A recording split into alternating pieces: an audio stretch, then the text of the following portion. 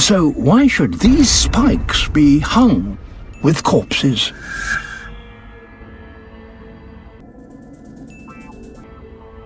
What kind of creature could be responsible for creating such a gruesome scene? There's a mysterious killer at work in this desert.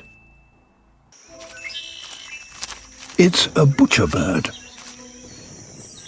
This little songbird uses the spines as a butcher uses his hook to hold its prey as it dismembers it.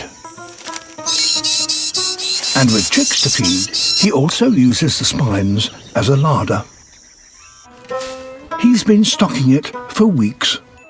Hanging his prey out of the reach of scavengers on the ground ensures that his newly hatched young will never go hungry. An ingenious solution to making the good times last in the desert, if a little macabre.